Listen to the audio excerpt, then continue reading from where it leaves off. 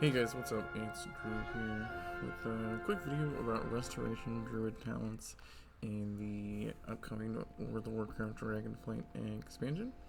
The talents have obviously seen a massive overhaul coming in to Dragonflight, so I wanted to make a quick video and share some of what some people have been using on the beta, and hopefully this helps you kind of think about your talents as you go into pre-patch and the new expansion.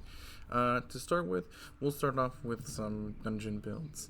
Right now in dungeons, people have been kind of using either Owlweaving or Catweaving. That is, you generally heal obviously in your normal stance, and then you shift into either Moonkin form or Cat form to do damage while you don't need to heal while you have your hots out. For right now, Catweaving, you'll mostly take this left side of the tree. The interrupt is here. This is a new thing for Dragonflight. We have not had access, the rest of Druids have not had access to Skull Bash, and so using this, you can get access to Skull Bash, and you bring an interrupt in your Mythic Plus group if that's something you needed. I will say on the beta, it doesn't really seem like this is super needed. If your group doesn't have as much interrupts as you'd like, maybe consider talenting into this. Otherwise, don't feel that this is really a mandatory point. If you don't want it, maybe you can invest in other things in this row, like maybe grabbing something like improved bark skin or frenzied regen if you really feel that's necessary during your bear defensive. But right now, the Skull Bash is just here because it's a mostly useful point that you might need use while you're in cat form doing damage. Sometimes you can just toss out a quick interrupt and then get back to healing. And so for the rest of the tree, you'll just follow down here. You'll get things like this, which gives you more damage when you crit in cat form. And then for this node, you can just kind of choose some CC, whether you want to take Roar or Bash, whichever CC is more useful for your group in the dungeon you're doing. And then down here you've got, this was the conduit in Shadowlands. When you fall below 40% health, you cast Frenzied Regen. This is a great sort of cheat death. Obviously it's not an actual cheat death, but it's a great sort of passive defensive that you can just set and forget, and will just proc when you get low. This is a new talent for Dragonflight, Protector of the Pack. This stores 10% of our healing up to a certain amount, and your next Moonfire consumes all of that healing to increase its damage talent. This is a pretty cool passive talent. It just kind of is a passive increase to Moonfire. It would have been nice to kind of see some more interaction maybe with Moonfire on this, but as it is, you just kind of, this is another set it and forget it, just like Wellhound Instincts. Honestly, you just kind of set this and then it more or less just gets consumed while you're doing Moonfire. If you have a weak aura tracking this, you'll want to use it when it's capped regardless. If you have a Moonfire on your target, you'll just want to use this anyways to get that extra damage boost, so you're not wasting any of that cap damage.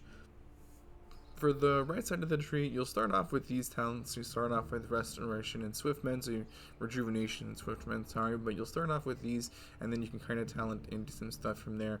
You'll take Improved Nature's Cure, so you can remove curse and poison effects, and then you'll also grab some things like Sunfire, and there's now the Improved Sunfire, which makes Sunfire AoE, is now a separate talent, so you'll want to grab that as well if you're doing dungeon content. And then you also want to take Wild Growth. This is really important. Some of our abilities have been put into the talent tree when they were baseline before, but picking up Wild Growth is super simple for us. It's no issue at all. You should be always picking up Wild Growth as a restoration druid. It's super easy to get. Nothing else in this tree is really competing with it. You also want to pick up either Wild Charge or Tiger Dash, just like before Dragonflight and Shadowlands and BFA. These two are competing with each other, so nothing new here. You'll almost always take Wild Charge unless you have a super specific need for Tiger Dash. Maybe you're moving something in, you're running back and forth for something in raid. Think like Slambox portals from Shadowlands, but in dungeon content you'll pretty much always want Wild Charge. It's just a super useful spell. You can make use of it whether you're in cat form, in bear form, in regular form.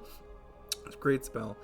Soothe is here. Stampeding Roar obviously you'll want to take, and then this is just a fun stat bonus, whatever whatever form you're in, so just another kind of set it and forget a talent.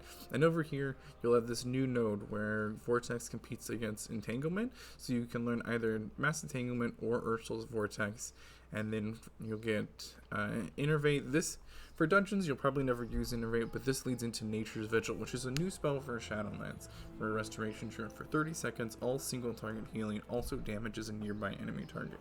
That's things like Rejuvenation, Regrowth, Life Plume. This doesn't count, things like Wild Growth and Tranquility and Efflorescence obviously don't count towards this, so you don't really need to think about those as much when you have this proc. But essentially, you more or less just pop this on cooldown in dungeons. It's got a 33% uptime, so you just kind of pop this, throw some hots out, and this will just kind of passively contribute to your damage while you're healing. And so for the actual restoration part of the tree, it's pretty simple. Grab the Nature Swiftness talent up here, grab the improved Nature Swiftness that reduces its cooldown, and then grab some other things. Obviously you want Efflorescence, Tranquil, and Iron Bark. For Mythic Plus, I've noticed that Trank has been doing a fair bit of healing, so I'm actually been running the reduced cooldown of Tranquility. It's also nice to have that 20% DR and immune to knockbacks, so that you can make sure you get that full Trank off. There are some other things in here too. You'll notice that we also have Adaptive Swarm and access to Convoke. Previously in Shadowlands, you either had Convoke being Night Fae, or you had Adaptive Swarm being Necrolord. But with the new Dragonflight talent tree, you can grab both of these. This is a pretty powerful combo, and it also has the legendaries from Shadowlands. The Covenant legendaries put into the talent tree, so Adaptive Swarm has a chance to split every time it jumps, and there's an improved Convoke, and which means the cooldown is reduced by 50%, and its duration is reduced by 25%. So you have that minute Convoke here. You'll also have access to Circle of Life and Death, which makes your dot damage dealing abilities do more damage in less amount of time, or same damage I guess in just a less amount of time, and which means more damage overall, and you're healing over time in less amount of time, which again makes them do more overall because you can get those hots out quicker and dots out quicker and just do more damage with them. And then there's also a lot of talents down here that buff Life Bloom. So you'll have this one that counts for 3 stacks of mastery. You'll have this one that this was, if I remember correctly, this is a PvP talent in Shadowlands, and this is mostly just used for PvP with that Life Bloom, where it increases its healing each time it heals. So just kind of a passive healing increase to Life Bloom. And then there's also this legendary, I think this was called Dark Titan's Lesson in Shadowlands, where you can Life Bloom 2 targets at once, but the healing is reduced. It's pretty good. You have a bunch of talents that buff your Life Bloom, and before you couldn't run all of these together, right? So that 10% healing nerf on Life Bloom when you have 2 Life Blooms doesn't really impact as much as it has in previous expansions. But this is generally the build, that just some kind of a quick, simple build that most people have been doing for Catweaving. You can just kind of yoink this if you want something to start with, but I always encourage you to kind of try some other stuff. Think about going Mookin. For example, if you wanted to play Mookin Affinity in Dungeons, you could swap over, and instead of running Protector of the Pack, because Protector of the Pack requires quite an investment into the left side of the tree here, which pretty much is all cat stuff, so instead you can grab Heart of the Wild and just make sure that you're using this pretty much on cooldown paired with Convoke. So you'll just grab all the stuff on the right side of the tree instead of pretty much all the stuff on the left side of the tree if you're doing Owlweaving instead of Catweaving. And you'll just use Heart of the Wild pretty much on cooldown whenever your Convoke is up, and you'll get a good extra bit of damage every 5 minutes. The only reason I wouldn't just rip Heart of the Wild is if you were maybe on the pack or 2 right before a boss, and that way you can save Heart of the Wild with Convoke and get some nice extra bit of boss damage, which I know is always hard to come by for some Mythic Plus DPS who are always blasting big AoE deeps. Nothing really changes in the resto tree if you're doing the Moonkin the Moonkin affinity, sort of balance affinity as it was known before, but just this Moonkin Owlweaving build. You don't really need to change anything in the resto side of the tree. It's pretty much all the same. Still take the updated adaptive swarm, still take the upgraded convoke, and use those just as a bird instead of a cat. For raid, honestly, not much has changed going into Dragonflight from Shadowlands. We have access to our old tier set, which means every 3 casts of Swiftmen grants you Incarn, the Tree of Life, for 9 seconds, which is pretty good. So we still have our 1-minute convoke with this interaction. So essentially, if you're not familiar, pretty much every 3 casts is more or less about a minute apart if you time them. And that gives you a tree for every 1-minute convoke. It's a really powerful combination.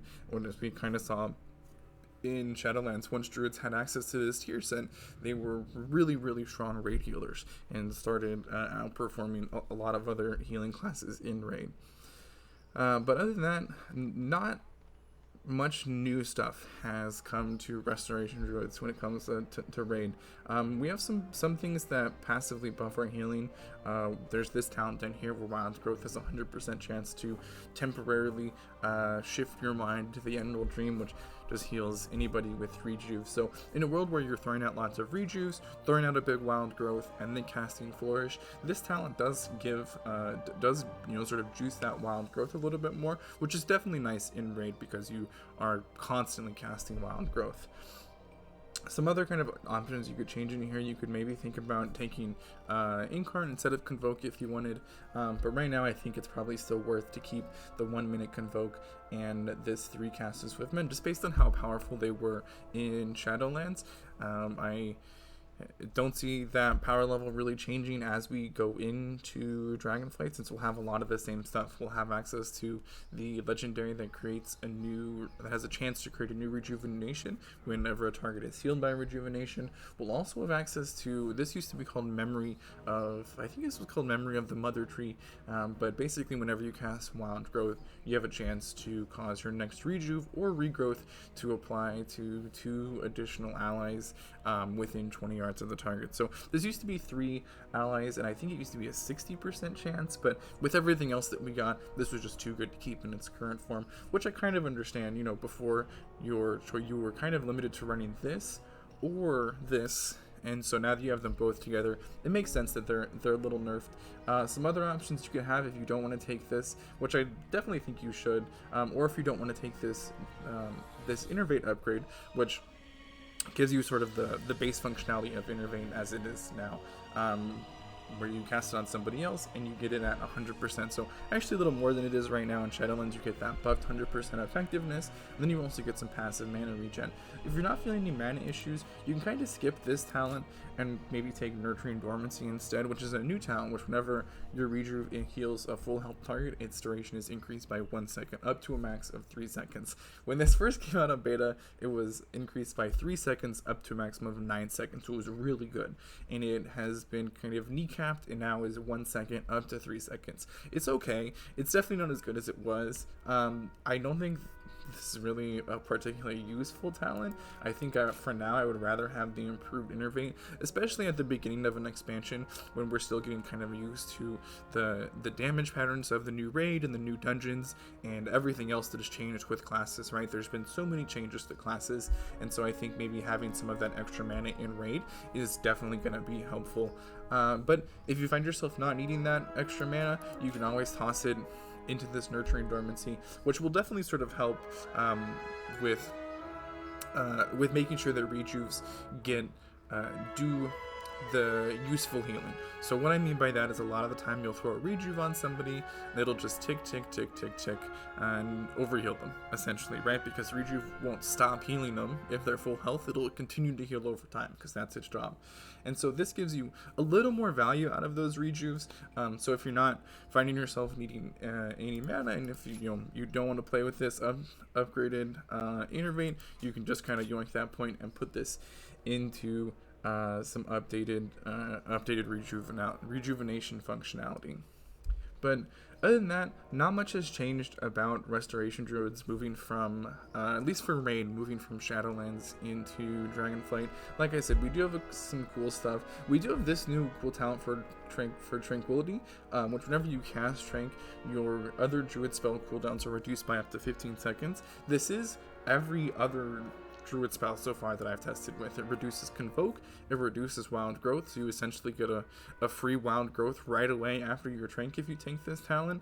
It reduces the cooldown on Swarm, it reduces the cooldown on Nature Swiftness if you are running that in Raid, which I don't really think you should, but if you are, it'll reduce the cooldown of that. It's just a good spell. It's just kind of a neat buff to Trank if you're not going to make use of 2-minute Trank, when in Raid you don't generally make use of that 2-minute Trank enough to sort of make it worth it, right? If you ever have to hold your Trank for a minute, suddenly this talent is useless, right? Because you would have rather had that 3-minute Trank anyways, and then this way you give Trank sort of some extra functionality and give you some extra cooldown back. So you can think of a world where you can Wild Growth, Trank, Wild Growth again, and then Flourish, because by the time when that second Wild Growth cast ends, your 5 stacks of Trank will still be rolling out of the Raid, and so you can get a big Flourish and with potentially two Wild Growths in there.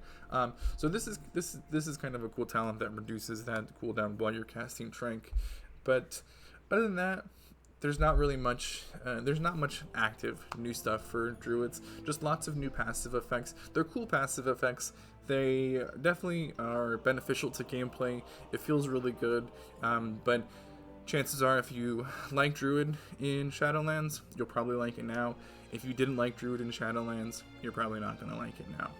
But overall, I think it's feeling pretty good. I'm really excited, honestly, to play some more Catweaving. I really started getting into Catweaving in that last season of BFA in Season 4 when it was super fun. And it's been kind of meh most of Shadowlands, so it'll be cool to kind of test that again and really get into dungeons with Catweaving. That's what I'm most excited about. Interested to see what you guys are and hear what you guys are most excited about. Feel free to leave a comment and make sure to like and subscribe. And thanks so much for tuning in.